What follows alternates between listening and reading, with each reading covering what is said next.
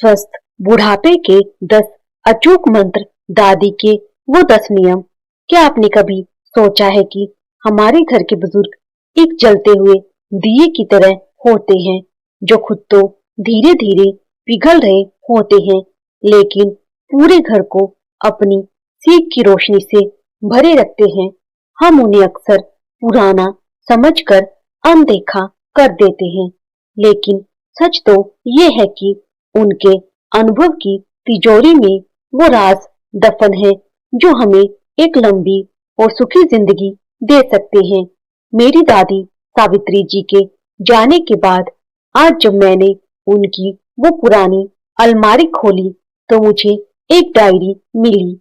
उस डायरी में स्वस्थ बुढ़ापे के 10 सुनहरे नियम लिखे थे।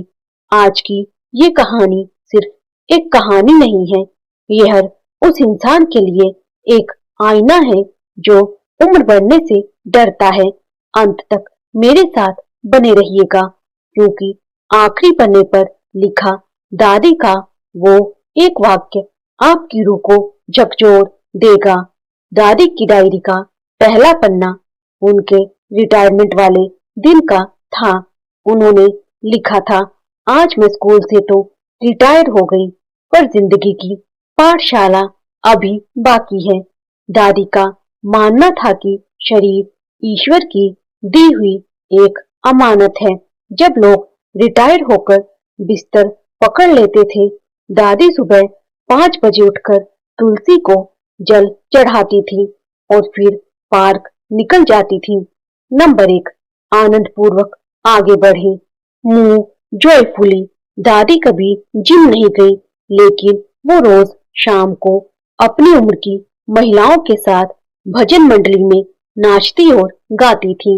वो लिखती थी, व्यायाम कोई सजा नहीं है जिसे तुम टाल सको, यह तो शरीर का उत्सव है। चाहे वो बगीचे में काम करना हो या पोते पोतियों के साथ पकड़म पकड़ाई खेलना, शरीर को हरकत में रखो।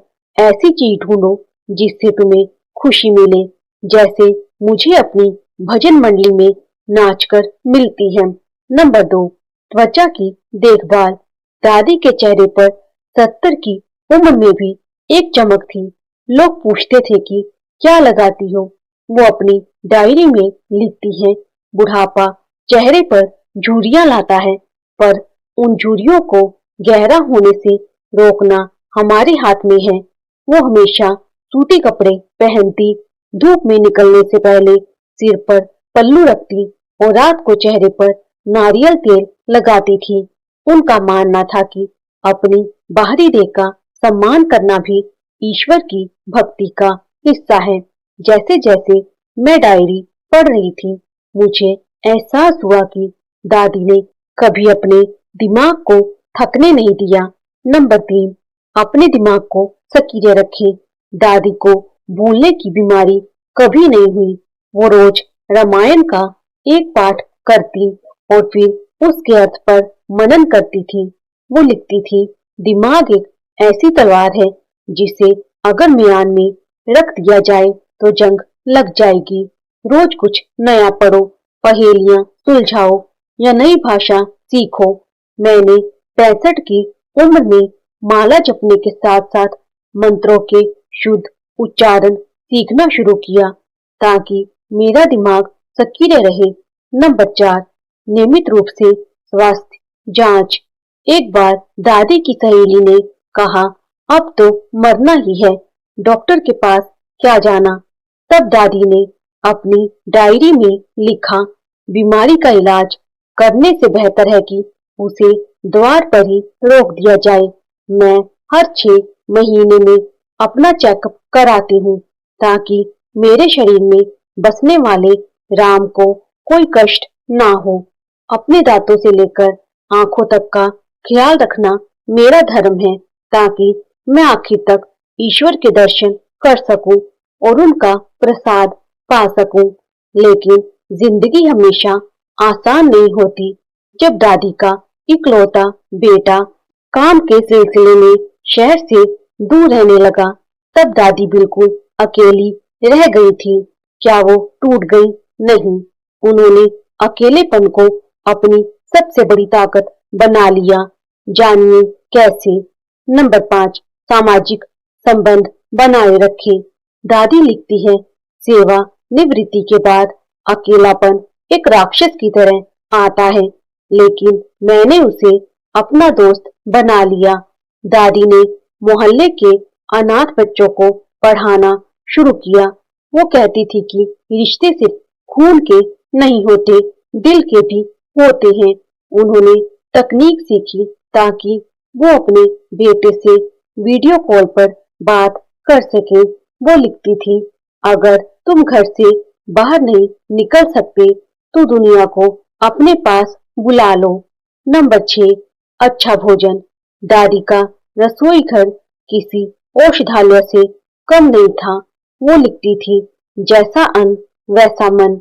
बुढ़ापे में किसी सख्त डाइट की जरूरत नहीं, बस संतुलन चाहिए। मैंने अपने भोजन में प्रोटीन और फाइबर को जगह दी।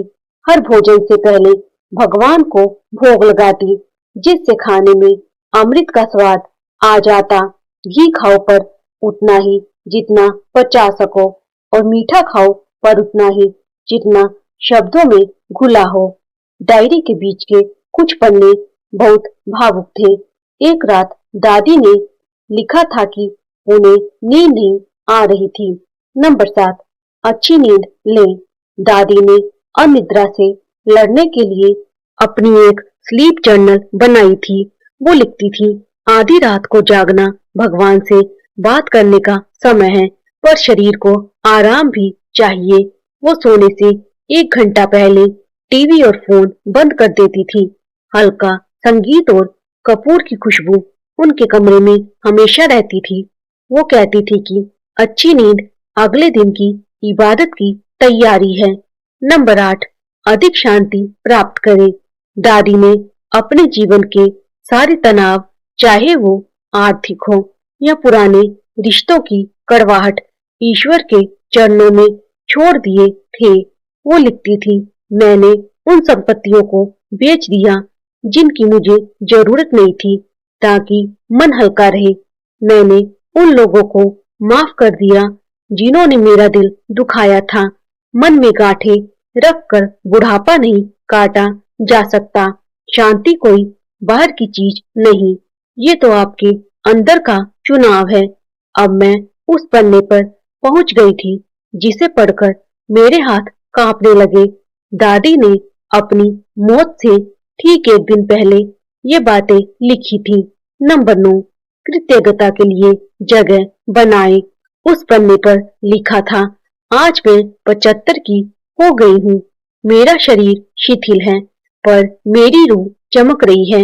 हे प्रभु, शुक्रिया कि तूने मुझे ये जिंदगी दी। शुक्रिया उस धूप के लिए, उस ठंडी हवा के लिए और उस पोती के लिए जो मेरी डायरी पढ़ेगी। जब आप हर चीज के लिए धन्यवाद कहना सीख जाते हैं, तो आपकी रोग प्रतिरोधक क्षमता खुद ब खुद बढ़ जाती है। नंबर 10, अपनी उम्र को स्वीकार करें। ये दादी का सबसे बड़ा रहस्य था। उन्होंने लिखा, बुढ़ापा कोई अभिशाप नहीं है जिसे तुम कॉस्मेटिक सर्जरी या झूठ से छुपा सको। यह तो मानवीय अनुभव का एक सुंदर शिखर है। मैंने अपने सफेद बालों को अपनी बुद्धिमत्ता का ताज माना। समय को पीछे ले जाने की कोशिश मत करो, बल्कि इस पल में जो ज्ञान मिला है उसका आनंद लो।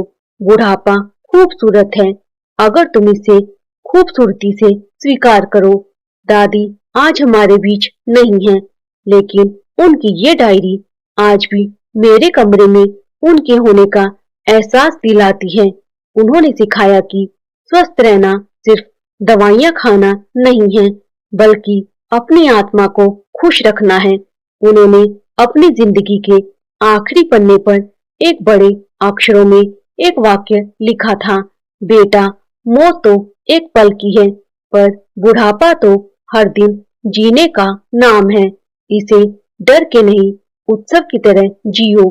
सावित्री जी की ये 10 बातें आज भी हमें याद दिलाती हैं कि हमारे बुजुर्ग हमारे ऊपर बोझ नहीं, बल्कि वो वटवृक्ष हैं जिनकी छांव में हम अपनी जिंदगी को संवार सकते हैं। क्या आप तैयार हैं अपने घर के बुजुर्गों को वो सम्मान और समय देने के लिए?